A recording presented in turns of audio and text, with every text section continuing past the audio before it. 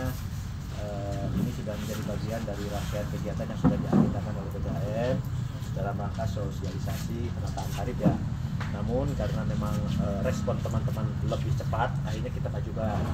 Akhirnya kan kita akan sampaikan di minggu depan ya, karena ini memang sudah diagendakan untuk kita melakukan sosialisasi kaitan dengan penataan dan penyesuaian tarif. Nah, pada kesempatan ini mudah-mudahan apa yang saya sampaikan tadi akan memberikan satu informasi yang utuh, komprehensif, bulat, dan tidak menimbulkan persepsi atau miskomunikasi di antara para pihak ya. Saya ingin sampaikan kronologis latar belakang ya berkaitan dengan proses penataan tarif ini. Perlu saya sampaikan pertama-tama ya triggernya atau pemicunya adalah hasil audit BPKP. Hasil audit BPKP tahun 2023 dan juga dengan turunnya gubernur tentang tarif batas atas dan tarif batas bawah air minum. Nah, perlu teman-teman ketahui bahwa tarif air minum itu diatur ya secara nasional ya, secara nasional dan secara regional. Dikarenakan air itu adalah public good ya, barang publik ya, sesuai amanat undang-undang ya, dikuasai negara untuk rakyat, sehingga tidak bisa kita semena-mena untuk menetapkan atau menentukan tarif. Nah, dalam rangka restriksi regulasi tarif tersebut ada yang disebut dengan tarif batas atas dan tarif batas bawah. Tarif batas atas itu tarif tertinggi yang diperkenankan, tarif batas bawah itu tarif terendah yang diperkenankan. Kenapa tarif terendah harus ada? Karena berkaitan dengan kelayakan pemeliharaan dan perluasan cakupan pelayanan. Kalau terlalu bawah juga itu berbahaya karena PDAM nanti tidak mampu untuk melakukan pemeliharaan dan perluasan layanan. Sementara perluasan layanan adalah amanat undang-undang juga ya, sebagaimana dimaklumi ada target nasional ya. Setahu saya 2025 ini harus 80%. Nah, kita aja kan sekarang baru sekitar 20% ya, 22%. Masih harus dikejar. Itu sebagai salah satu poin ya yang mendorong, yaitu adanya peraturan gubernur tentang tarif batas atas dan batas bawah. Kemudian ya selanjutnya perlu saya sampaikan ya, saya perdalam lagi hasil audit BPKP. Tadi saya katakan audit BPKP, hasil audit BPKP menyatakan bahwa ya harga pokok air, harga pokok produksi air di Kabupaten Kuningan itu adalah 4.850-an, 4.850. Jadi BPKP sudah melakukan audit itu bahwa tarif dasar seharusnya tarif dasar itu yang sifatnya membahasa kurang 50 plus lah antara biaya dengan pendapatan itu.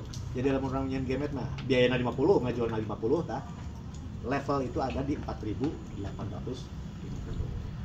Sementara posisi kita sampai sekarang ya dari tahun 2022 tidak bergerak, yaitu 3.950. Berarti kita ada di bawah ya. Jadi dari sisi kelayakan pengelolaan BPKP tentu menilai bahwa itu berarti kita itu ngomongnya di bawah standar gitu. Nih menurutnya lamun pipa bocor meureun teu katabal kabeh, teu sambung kabeh, lamun tiru meureun teu biasa kakurus kabeh, karena memang biaya kita jauh di bawah biaya tadi harga pokok air. Biaya yang 3.950 itu adalah biaya rumah tangga tipe B domestik. Kenapa itu yang jadi acuan? Karena 93% pelanggan kita dari 55.600 sabungan itu 93%-nya adalah rumah tangga tipe B. Makanya kalau harga itu kami akan melihat yang ini karena ini yang paling terpengaruh. Yang paling terpengaruh gitu. Nah, jadi artinya selama ini teman-teman yang 93% itu disubsidi karena masih di bawah harga pokok produksi. Berarti 1.000 perbandingannya banyak. 1.000 berarti perbandingannya 1.000 berarti kan jaraknya bedanya. Oh iya. Kan tadi 4.900. 4.850. Nah, ini 3.900. 3.950. Itu kalau dengan hasil audit BPKP. Tapi kalau dengan Pergub lebih jauh lagi karena Pergub itu adalah 5.100. Tuh kan. Harga batas bawahnya. Bahkan sekarang 2025 sudah keluar rancangan barunya bahwa sekarang itu 5.275. Jadi semakin jauh gitu dengan harga batas bawah tadi. Jadi bertahan dari 2022-nya? Ya. Bertahan dari 2022? Karena dari 2023 sudah disuruh juga, kami masih mempertimbangkan pertimbangan sosial.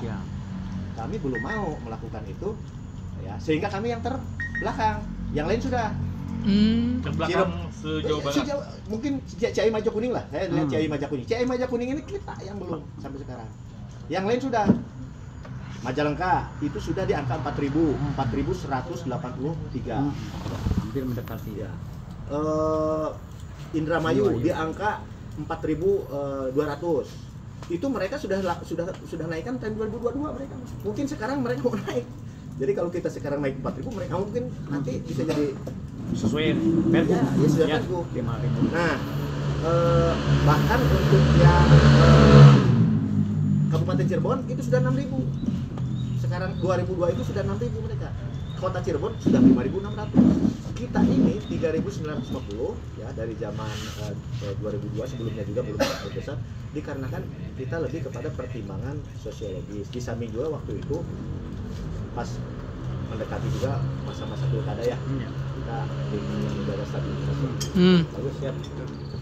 Jadi artinya selama 3 tahun kita ini stuck.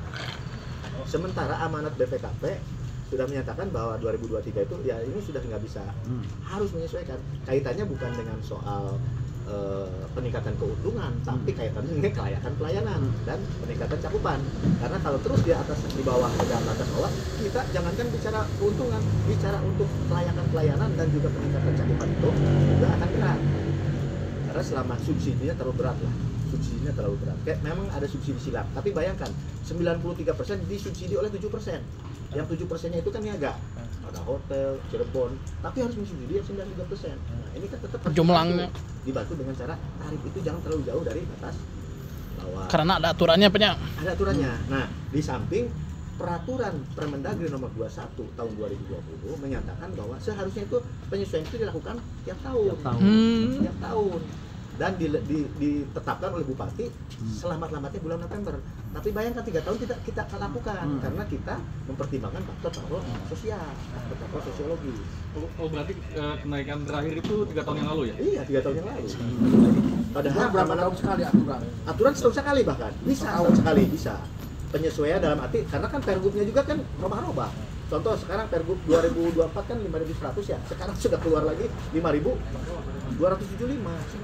Jadi memang ini aturan ini ya kita di satu sisi harus mengikuti aturan, tapi di sisi lain Tadi harus kita memikirkan pertimbangan sosial. Benar. Akhirnya kita mencari jalan tengahnya dengan apa? Nggak pak tukang nabe urang mah. benar. Panglambat nabe. Berarti kita nggak bakalan naik lagi pasca kenaikan ini atau Ya gimana? pasti kita harus menunggu lagi. Nah, akhirnya saya bilang kepada tim BPKP dan juga provinsi, kita akan ikuti pergub itu, tapi mohon jangan berharap Kuningan itu langsung ngagejeling. Naik tiap tahun gitu. Langsung 5.100 mal mungkin.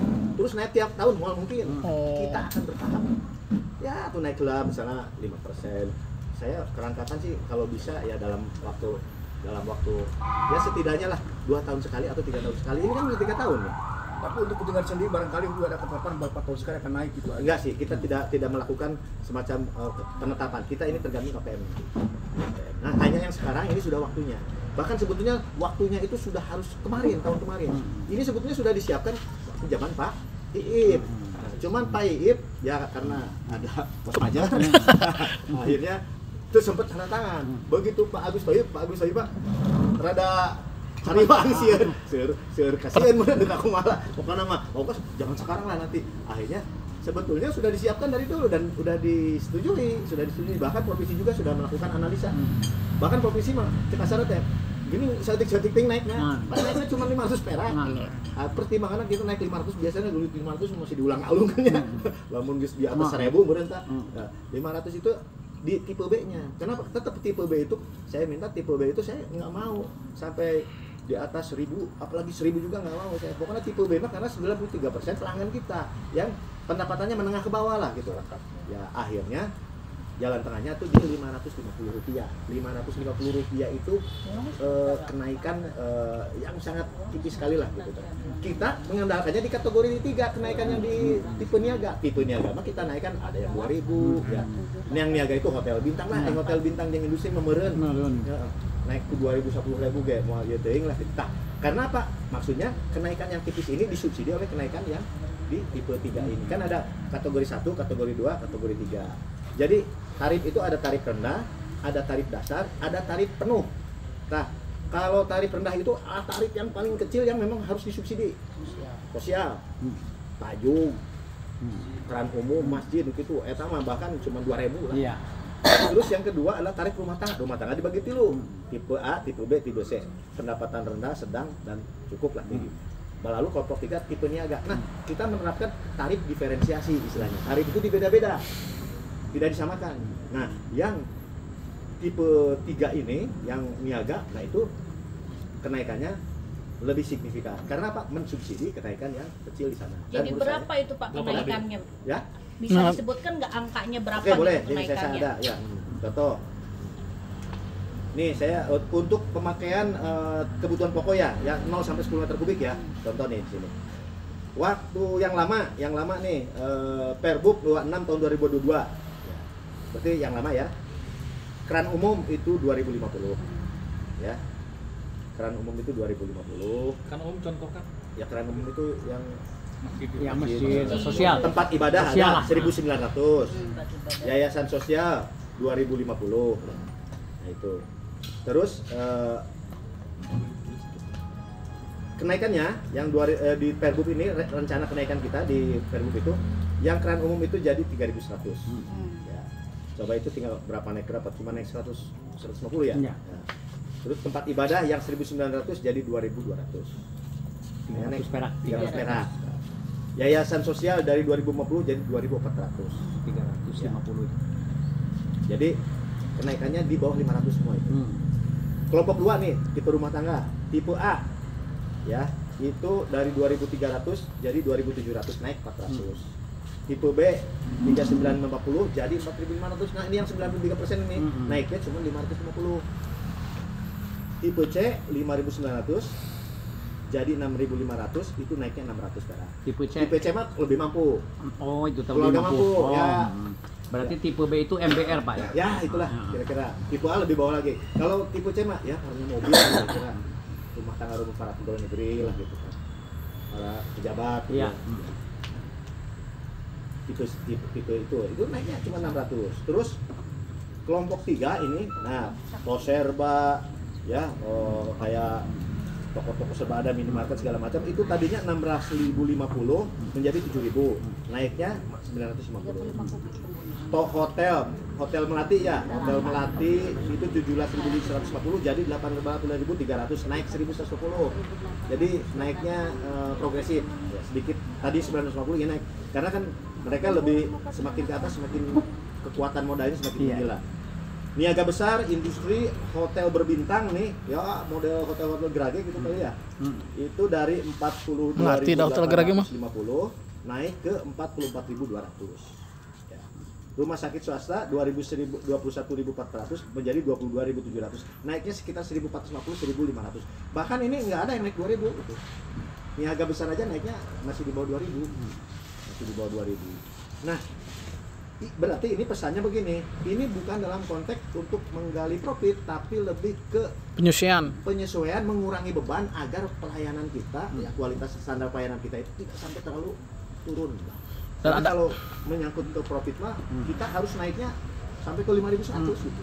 Yang tadi, baru 5.100 itu yang disebut FCR, full cost recovery. Jadi lamun misalnya sakit itu teh, tutup. Iya. Ya, tutup semua, termasuk bunga lah. Menurut bentar ya, Ya. terkait masalah terlepas dari adanya Perbup dan Perbub ya, ataupun Perdagri. Kita itu di sini kan mengkajinya gini Pak. Kita ini Kuningan ini kalau ibarat pengusaha ini produsen ya. Ya.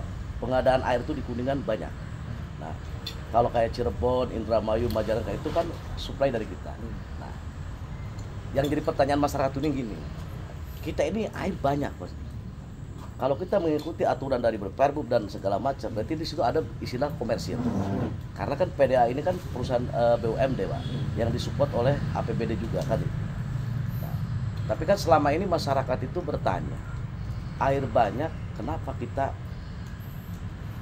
fasilitas pelayanan kurang? Seperti kadang-kadang air keruh segala macamnya, terus airnya juga kurang jalan lah. Gitu. Yang pertanyaan ini, kita ini produsen loh. Kuningan ini produsen pengadaan air. Nah, benar nggak Pak? Betul. Dan amanat undang-undang juga kan untuk kemakmuran dan kesejahteraan masyarakat. Nah gitu ya. Kalau menurut saya gini Pak, itu boleh-boleh saja kita mengikuti aturan pemerintah ya. Tapi kan gini, kita juga benar kata Pak Adil, ada istilahnya untuk sosial. Cuman momennya kurang bagus. Momennya aja kurang bagus. Jadi posisinya kan lagi transisi, Pak. Ya, jadi ibaratnya gini, ke Rumah Kuningan teh defisit anggaran ya. Ayeuna masyarakat betul ya, ini ada ilmu kita ini cekek. Meskipun emang kenaikan tidak signifikan lah. Maksudnya yang pertanyaan, kita ini produsen airnya loh. Pengadaan air di kita. Ya, itu yang jadi pertanyaan pemirsa. Maksud saya gini, dasar sosialnya seperti apa Pak gitu? Karena ini kita pengadaannya itu kan pengadaan air itu dari kita. Gitu. Jadi begini Pak, betul. Kita memang termasuk punya mata air yang sangat kaya ya. Nah, Air gravitasinya sangat kaya. Di Cirema itu 750 titik. Banyak sekali titik-titik air. Dan titik air itu secara existing betul banyak. Tetapi begitu mau kita kelola, ya. begitu kita mau aktifkan menjadi pelayanan air, itu butuh investasi. Nah, butuh investasi, butuh biaya, dan ternyata biayanya itu tidak kecil. Ya. Biaya setiap pengaktifan sumber air dari hulu ke hilir itu hitungan kasar lah gitu ya. Per orang itu mungkin 7 sampai 10 juta, 7 juta sampai 10 juta per orang. Jadi kalau misalnya kita punya 50 liter nih, mau kita pakai 50 liter. 50 liter itu buat 100 orang, 5.000. Berarti 5.000 kali 10 Juta. kali berapa? 5.000 kali 10 juta. 10 juta. Berapa miliar? Nah, untuk 50 liter saja itu 5 miliar. Itu contoh yang Indramayu. Itu ada permintaan 40.000. Tetapi supaya itu jadi pelayanan itu harus ada uang 200 miliar. Nah, justru persoalannya di situ. Kita kaya air, tetapi begitu mau diaktifkan kita Itu kan butuh bangun pipa. Ya gini. Nah, jadi Ya, artinya siap. timbullah hambatan. Hambatannya apa? Akhirnya kita hanya akan mengelola yang sesuai dengan kemampuan kita. Makanya kalau yang kita kelola untuk skala-skala kecil, pasti investasinya kecil-kecil, Pak. Yang kita mampu. Ya. Kenapa kita mampunya? Karena memang kan kita dari sisi posisi usaha sekarang, pelayanan kita itu baru cakupannya itu 20%. Dan itu adalah pendapatan kita, dari 20% itu pendapatan kita. Sehingga dengan pendapatan itu kita harus bagi-bagi. Sehingga timbullah sisa investasi. Rata-rata investasi kita per tahun itu hanya punya sisa setelah store PAD segala macam. Ya, kecuali kalau kita nggak store PAD, mungkin kita bisa penuh. Nah, karena kita store PAD, akhirnya sisa investasi itu hanya 3 miliar, 4 miliar. Itulah kemampuan kita. Pemeliharaan, segala macam. Jadi untuk pengembangan pelayanan, kita ya kalau teorinya mah betul Pak, banyak air. Tapi begitu mau dipraktekkan, ininya, misalnya kita punya 4 miliar. Butuh biaya buat 200 miliar ke Indramayu supaya jadi pelayanan, jadi dijual. Kita harus ada uang, berarti 200 dikurangi 4 miliar, harus ada uang sekitar 196 miliar. Dari mana uangnya? Nah, itu PR kita. Termasuk Jadi gini, di Pak. PR kita. Ya, Makanya jadi gini Pak Ade, untuk maaf ya. itu dari sisi tadi kan karena pertanyaannya kan kita banyak air. Nah, kita lalu bersudah kenapa kok kenapa kita nggak ngambil orang-orang investasi dari luar? Nah, itu jawabannya adalah itu yang sedang kita tempuh. Dan itu tidak mudah, Pak. Tidak mudah. Investor itu bercampur. Ada investor bodong, investor yang nggak karu-karuan, ada investor bonafit. Semua juga datang ke kita. Kita filter, kita cari yang benar-benar bonafit. Berapa kali kita mengalami kegagalan mau kawin dengan investor nggak jadi karena nggak jelas segala macam. Bahkan ada beberapa bagian yang kita sudah agak ketipu gitu ya, sudah ngeluarin biaya buat komunikasi, tapi sampai akhirnya kita bisa mendapatkan. Setelah beberapa tahun kita mendapatkan, nah yang Indramayu itu alhamdulillah, yang Indramayu itu SMI, sekarang dari SMI. Jalan. bukan dari SMB, itu adalah investor lepas. Nah, saya ingin klarifikasi soal SMB karena banyak orang yang berasumsi ya, tapi tidak menanyakan ke saya. Itu saya nggak suka itu sebetulnya. Kalau mau nanya aja ke saya gitu, SMI itu tidak ada kerjasama PDAM dengan SMI. Sempat ada penjajakan, tidak jadi batal. Kenapa? Karena syarat yang diminta itu di luar kemampuan kita. Kita tolak. Kita akan mencari skema lain, yaitu dengan cara kerjasama investasi yang tidak mengikat, yang tidak membebani. Gitu. Karena kalau dengan SMI kita harus memberikan bunga. Jadi saya sekali klarifikasi, SMI tidak ada penjajakan tapi ya. Sempat ada Tapi penjajakan. banyak yang bilang seperti itu. Pak Dirut, saya sempat mendengar ya, apa ini benar apa tidak. Ada salah seorang ketua ormas ngomong sama saya bahwa Pak Bupati sendiri bilang bahwa sempat meminjam ke SMI 150 miliar. Saya katakan hoax. Oh gitu. Ya. Yang jadi Pak kembali tadi masalah itu tadi kan Kembali ke tadi masalah tadi gitu sob. Tarif, tarif. Terus Jadi tarif itu tadi kronologisnya itu ya, sehingga akhirnya ada situasi di mana secara administratif dan aturan ya ada keharusan untuk menyesuaikan dengan peraturan batas bawah dan juga harga pokok air hasil audit BPKP. Ya. Kemudian secara timing waktu sudah 3 tahun kita menunda, ya. Padahal kabupaten lain sudah menyesuaikan, ya. Tinggal kita. Ya. Seperti saya sampaikan, kita masih di 3950, Majalengka sudah di 4180, Cirebon, Kabupaten Cirebon di 6.000, Kota Cirebon di 5.000, dan Indramayu sudah di 4.000, hampir 5.000.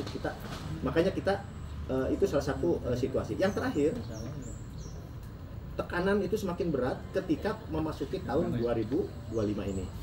Tahun 2025 ini, pemerintah pusat secara agresif mengeluarkan peraturan-peraturan baru yang berkaitan dengan pendapatan negara yang membebani para pihak termasuk PDAM. Satu, muncul yang disebut dengan biaya pengelolaan jasa sumber daya air. Ini benar-benar baru ini. Hasil daripada keputusan Kementerian PUPR dan ini harus mulai kita bayar tahun ini. Ya. Saya sampaikan nih ketentuan Kemen PUPR-nya. Jadi dari Kemen PUPR ini SK Menteri PUPR nomor 1475 tahun 2024, seluruh PDAM harus membayar pungutan tambahan. Pajak air sudah dibayar, PNBP sudah dibayar, nah, semacam-macam kompensasi sudah dibayar. Tiba-tiba sekarang ada peraturan Kemen PUPR bahwa kita harus membayar yang disebut dengan biaya pengelolaan jasa sumber air. Ngitungnya masih sama-sama juga dari kubikasi air. Pajak air ngitungnya dari kubikasi air, PNBP ngitungnya dari kubikasi. Tiba-tiba muncul lagi yang baru, ngitungnya juga dari kubikasi air. Jadi air itu sekarang sudah ada 4 jenis beban pungutan dan ini tidak kecil. Setelah kita hitung Sabaraha. jumlah jamnya, kita harus setor per bulan itu 50 juta Waduh. Ke provinsi. ke Pusat. PT Jasa Tirta pusat sebagai kolektornya. Kolektor. Jadi mulai tahun ini ada beban 50 juta per bulan. Berarti Seluruh Indonesia berarti Pak. Iya, semua. 50 itu semua Per berarti. bulan. Seluruh PDAM. Tergantung ini ya, tergantung kubik air. Kita kan ada sekitar berapa juta kubik lah. Kali 45, memang 45 perak itunya. Kubiknya. Dikalikan. Jadi gede. Hitungnya gimana Pak? Ada meterannya atau tidak? Ada, mereka kan nanti yang ukur. Jadi dari water meter lah. Jadi ini 50 juta itu Per bulan. beban tadi. Hah? Pengelolaan jasa doang. Pengelolaan jasa air. Beban pungutan Bukan, tadi. itu aja yang baru aja. Oh, yang baru aja. Yang baru aja itu. Sebelumnya ada banyak. Pak Nu 33. Ya, boleh nanti. Ada PNBP. PNBP itu kan semua harus dibayar. Ada. Tapi berapa nanti di ini ya? Ya bisa nanti lah. Itu Bukan sudah. pajak itu kan ada Bukan. agama. Terus belum kompensasi apa ke desa-desa kan ngasih kompensasi. Hitungnya juga dari kubik air gitu. Jadi memang air itu yang paling mudah dibikin pungutan. Nanti kalau mau bikin juga bikin lagi, ngitungnya dari itu juga gitu. Cuma namanya beda gitu kan. Nah ini nilainya itu 50 juta per bulan. Jadi setahun itu tiba-tiba tahun ini ada tambahan pengeluaran 600 juta. Itu satu. Yang kedua, kenaikan iuran BPJS. Jadi biaya iuran BPJS itu mengalami kenaikan akibat ada kebijakan bahwa BPJS itu 2% dari total take home pay karyawan. Kalau dulu kan 2% dari gaji. Sekarang 2% itu buntar kadut. Jadi tidak tunjangan anak masuk semua. Jadi akhirnya setelah dihitung-hitung BPJS itu dapat tambahan pendapatan, sementara kita tambahan biaya yaitu 1,4 miliar Per tahun. Itu teh muntun BPJS Khusus aja. BPJS. mau nambah karya. Tenaga kerja. Iya, kan wajib Kita kita harus bayar ke BPJS. Iya, ke BPJS dan Untuk tenaga membiayai kerja. karyawan. Iya. Semua. Sebelumnya udah bayar, Tenaga tapi kerja. waktu sebelumnya Bukan BPJS bayar Kesehatan. itu 2% dari gaji. Iya. Sekarang ada aturan baru 2% bukan dari gaji, tapi 2% dari total pendapatan si karyawan itu termasuk tunjangan anak, tunjangan beras, jadi digabungkan gitu. Bukan BPJS Kesehatan tapi ketenagakerjaan. Ya pokoknya BPJS Kesehatan dan Ketenagakerjaan. Waduh. Dua-duanya. Dua-duanya. Dua-duanya. Berarti lebih besar dong berarti perhitungannya kalau dihitung buntal. Iya lebih besar, makanya tiba-tiba tambahannya yang harus kita siapkan, biaya tambahannya yang menjadi tambahan pungutan ke pihak asuransi itu adalah 1,4 miliar per tahun. Jadi tadi udah itu mulai bulan itu tahun sekarang. Ya. Terus yang berikutnya lagi termasuk ini harmonisasi pajak. Jadi kita itu harmonisasi pajak itu begini. Dulu ketika pendapatan kita masih 50 miliar ke bawah, kita dapat keringanan pajak pajak dari laba kotor itu 11%. bisa 11%. Sebetulnya 22%, ada keringanan hanya 50%. Sekarang karena pendapatan kita sudah tembus 60, itu perlakuan tidak berlaku. Jadi kita harus bayar 22%. Pajak yang biasanya dibayar 960 juta, sekarang dibayarnya 1,9 miliar.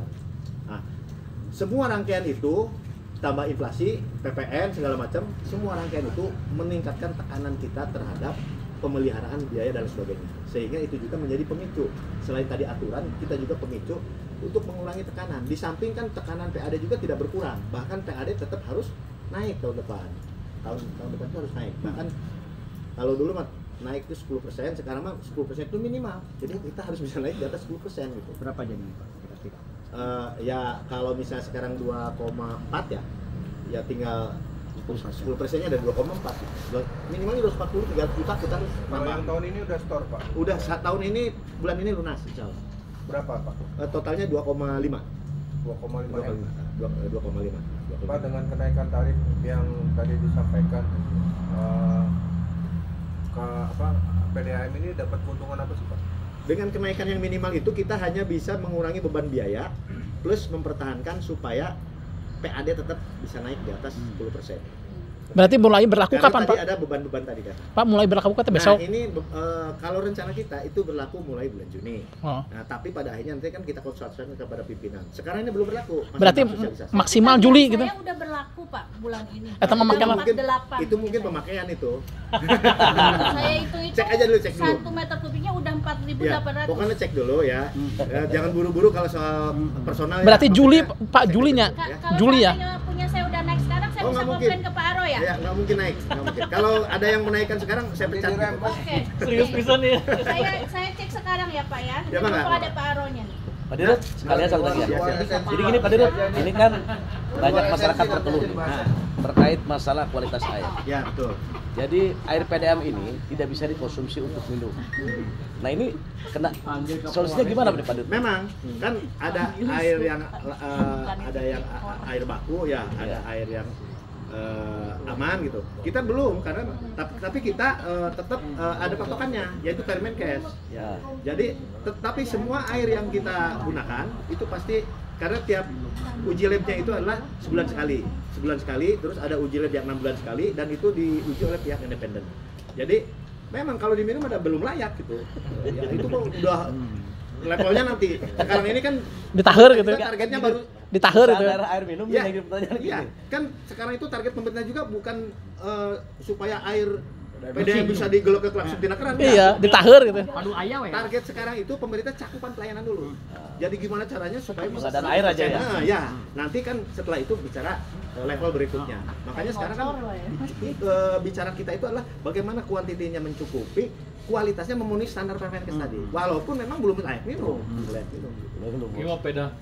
Nah, pam gitu kan air minum. Ya, tapi memang air itu adalah air bahan baku air minum kan. Air minum. Ditahir deui gitu. Kalau bikin air minum pasti dari itu kan. Diolah lagi. Nah, itu maksudnya. Ya digodok lagi.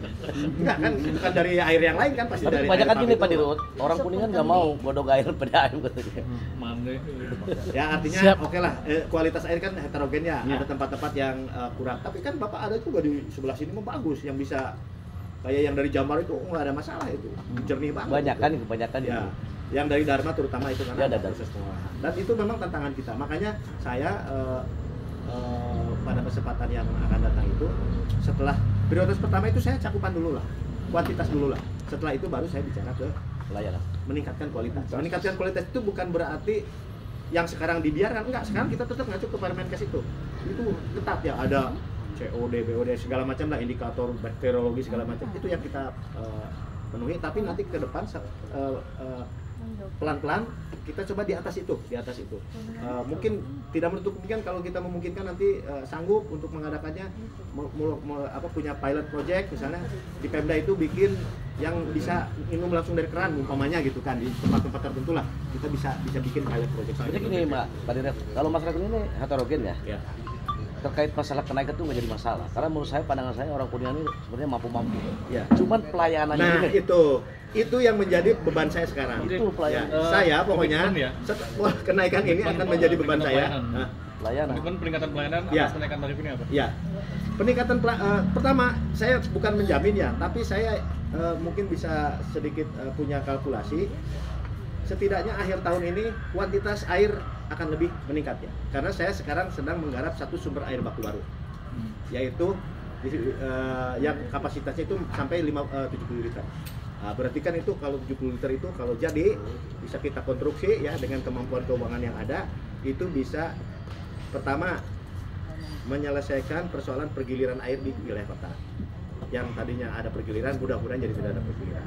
Yang kedua, juga bisa menambah sambungan rumah baru di jalur-jalur yang memungkinkan, yang terlewati oleh alurnya. Itu bisa menambah. Karena hitungan kasarnya tadi, kalau kita punya 10 liter, itu kira-kira cukup buat kali 100 aja, buat 1000 orang. Kalau kita punya 100, berarti cukup untuk 10.000 orang. Kalau kita punya 70, ya bisa 7.000 orang. 7.000. Nah ini Pak, Dirut yang masyarakat harapkan itu. Pak itu Kalau- pipa yang di Cilengkrang gimana Pak? Bentar. Mau ini aja biar cepat. Sekarang dengan Indramayu sudah berjalan, penambahan untuk PAD-nya jadi berapa? Dengan berjalannya sekarang yang sudah ada, sekarang dengan dimaksimalkan semua totalnya berapa? Jumlah mata airnya berapa? Sama tadi pertanyaan ini, ada isu bahwa pipa PDAM jebol yang di Cilengkrang sehingga mengakibatkan longsor, benar atau tidak? Jadi dibalik, longsor menyebabkan pipa PDAM jebol gitu. Bagus ya. Berarti bukan pipa PDA Itu menyebabkan nggak tahu longsor. kepala TNGC-nya kok ngomongnya. Kasih. Kan dia suruh dicek ya. Sejujurnya saya bilang cek dulu dong dia kalau ngomong. Kasih Pak, kasih satu. Waktu pemindahan non Jadi udang disalahkan. Pak PDAM teh Pak. Hmm. Itu berita acaranya ada nggak Pak? Belum dipindahkan. Yang sama Arunika? Belum. Baru mereka ngusulin. Oh, sulit. Masih ngobrol. Saya juga nggak mau nggak kalau beres. tidak syarat-syarat tidak dipenuhi, nggak mau. Itu juga Putus pipa itu kapan itu, Pak? Lan? Kapan putus pipa itu waktu itu? Sama Udah longsor lama. itu? Udah Udah lama. Berarti yang longsor kemarin. Jadi longsor ninggang pipa putus. Oh, apa Nah, itu mah? setelah pipa putus, China nyembur. Ya mungkin air itu memperparah keadaan. Dianggap bahwa itu bocor semua. Iya. Jadi itu si TNGC goblok juga tuh ngomongnya seenaknya. Bukan yang kemarin berarti. Kan? Udah gini rekamnya. Dulu ya Pak ya. Bukan yang kemarin, Pak. sorry. Nggak Kapan sih itu apa-apa. biasanya? Yang pipa putus itu? Hah? Kapan itu? Bejakan Pak Ada TNGC. setengah bulan ya? Oh, dan Pak Dirut nyebut goblok gitu. Ya, ini mah gobloknya bukan inan, goblok sayang. Berarti ini Bahasa yang ya, longsor bahasa ini, Arab lah. yang pipa PDAM bukan yang kemarin ini berarti Ya? longsor. Bukan longsor yang kemarin. Bukan. Udah awal. Oh, udah lama. Termasuk berarti video Pipa PDAM di kawasan Cilengkrang Ainu Putih pipa PDAM bukan itu Pak. Gimana? Ya, enggak, pipa kita enggak. Ada PE yang hitam ya berarti ya. Yang statis Ale pedang. Jadi tantangan buat teman-teman, sok di Ini cross check. anu dulu ya kamu Pak. Kata TNGC-nya nyuruh cross check Anu dulu. Cross check aja itu. Anu, katanya itu teh hasil survei mereka kemarin. Ya, makanya kan dia nyuruh cross check. Jadi artinya jangan percaya juga dia cross check lagi sama teman-teman gitu. Oh, gitu. Masa pipa PDAM menyebabkan longsor? Masa teh asup akal gitu. Marukan teh bejat ti heula Pak, bejat. Atuh. Heeh. Nu aya mah Wong pipa damang-damang bae teh masalah. jadi nu aya mah longsor heula ninggang ka urang pecah. Longsong ninggang pipa pegat. Ai caina manca urang. Ayeuna pipana tos dilereskeun teh can. Parah kan Udah. gitu. Oh. Ya nambah parah kan gitu. Justru saya nanya, bisa TNGC kalau mau ngomong cross check dulu dong gitu. Langsung jika noblekeun ka batur gitu. Iya. Terus di mana nyalahin ka urang gitu. Urangnya korban gitu kan. Ya, Korban urang ya. Boleh diberitakan ya, Pak ya? Hah? Boleh. Ah, janganlah jangan. ente soalnya kan di kalangan di masyarakat seperti itu kan harus perlu ada klarifikasi, Kita Pak. mah beritanya tarif nih, ulah dicampur-campur jeung eta. Kalau mau berita itu nanti Beda-beda. wawancara terpisah. Boleh. Sama aja. Ya sama aja ini geng maksudnya teh sekalian Sama dipisahkeun. kan dipisahkan berita Yang ge. tidak mah kita yang kita alami bahwa itu pipa itu tertimpa longsor, putus. Jadi bukan Untuk pipa pelayanan mana, Pak? itu mana Pak? daerah Serendang. Tapi terjadinya setengah bulan yang lalu, cenah bukan kemarin. Bulan puasa. Udah lama. 2 bulan yang lalu. Kan Tidak ada kemarin kaitan itu dengan Arunika tidak. Berarti longsor kemarin nggak ada urusan sama PDAM? nggak ada. Makanya kan kemarin itunya ngomong di berita TNGC itu bahwa gambar yang beredar itu gambar lama. Nya, cenah. Di kejadian lama itu dia ngomong gitu bahwa gara-gara pipa PDAM. Nah, saya nggak terima sebetulnya. Oh. Itu di kejadian lama, memang dia juga ngomongnya kejadian lama. Emang kejadian lama gitu. Justru sebaliknya pipa kita ketinggalan longsor. Tidak diganti berarti nya. Jebol. Sikap Jebol. Bapak gimana ya resmi ya sikap Bapak ke Komentar BTNGC-nya Pak. Ah, enggak lah, itu kan di media. Oh di Saya juga nggak respon apa-apa, ada kan lain ngajak pasnya ya lain, Lain. ngajak pasnya. kadang disalahkeun teh gitu. Misalnya nyuratan langsung nyalahkan nggak dijawab deh misalnya gitu. Tapi itu mah kan ngomong ya ngomong luar Nah, itu terakhir yang PAD. Orang jadinya Irfan gimana ngobrol itu. fixnya? PAD fixnya gimana? PAD-nya. Oh, jadi Ah, intinya kita akan usahakan ini kan belum berjalan Lali. Ini masih flashing out. Masih kan untuk langsung ngocor langsung jadi duit. Gitu sabulan mah diantep lah kan cair gitu. Belum berjalan. Nah, baru nanti mungkin akhir tahun itu baru berjalan. Ya, baru terjadi payment lah. Tahap percobaan. Ya. Dengan yang Cirebon sih berarti ada penambahan untuk PAD juga kan berarti? Iya. Tapi itu mah masih wacana itu. Kan udah tanda tangan. Oh, yang itu, yang kemarin. Oh, ini berita ngobrolnya beda lagi ya? Ya. Nah, Naik lagi ya. jadi kemarin itu alhamdulillah Kompensasi. ya, berkat Pak Bupati ya. Pak Bupati luar biasa melakukan approach ke Pak Wali Kota Baru sehingga proses negosiasi yang sedikit alot itu bisa cepat oleh Pak Wali Kota Baru sehingga Pak Wali Kota Baru dan Pak Bupati kemarin dalam waktu yang demikian singkat langsung mengadakan summit ya, KTT summit lah Bupati dengan